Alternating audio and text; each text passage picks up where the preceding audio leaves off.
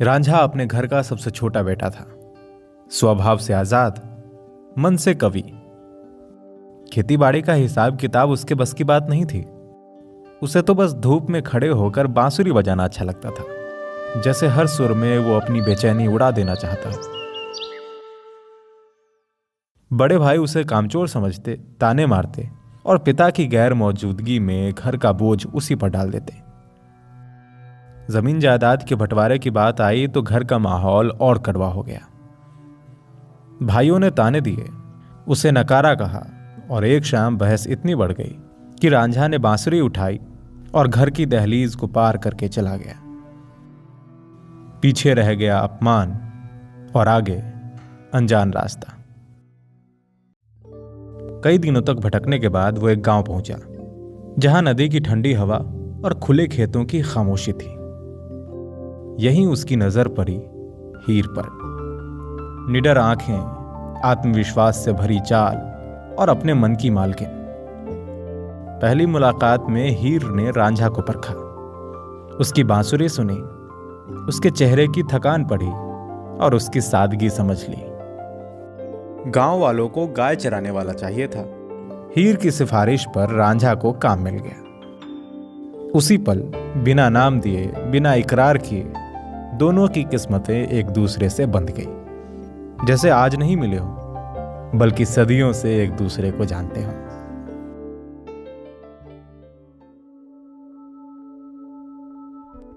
दिन ढलते तो रांझा गायों को चारागाहों की ओर ले जाता और हीर किसी न किसी बहाने से वहां पहुंच जाती। खुले आसमान के नीचे दूर तक फैले खेतों और नदी की हल्की सी आवाज के बीच उनका रिश्ता धीरे धीरे गहराता गया।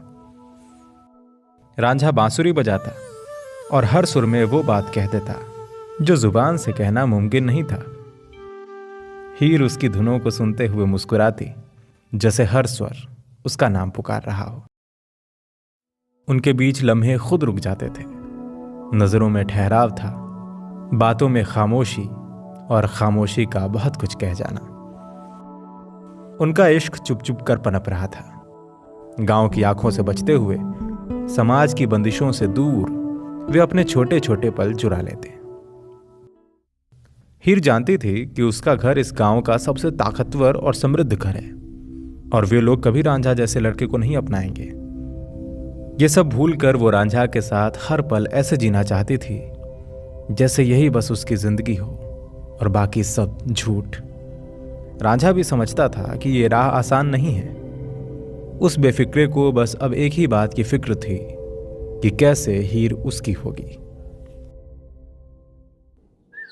हीर और रांझा रोज खेतों में मिलने लगे, लेकिन जो इश्क खामोशी में पनपता है, उसकी खबर देर सवेर दुनिया को हो ही जाती है। गांव में कानाफूसी शुरू हो गई और हीर के घर तक बातें पहुंच गई। खानदान की इज्जत पर सवाल उठा और बुजुर्गों ने फैसला सुनाया, हीर की मर्जी अब मायने नहीं रखती।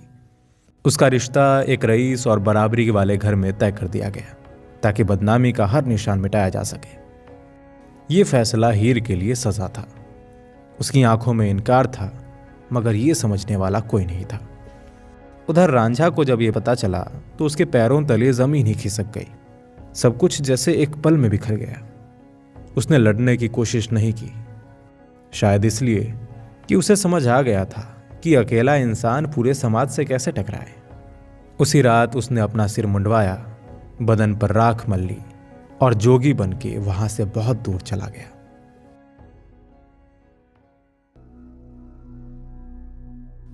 समय बीतता गया और जोगी बने रांझा की ख्याति दूर दूर तक फैलने लगी। वो गांव गांव भटकता, लोगों को उपदेश देता, लेकिन उसकी आंखें हर भीड़ में हीर को ढूंढती रहती।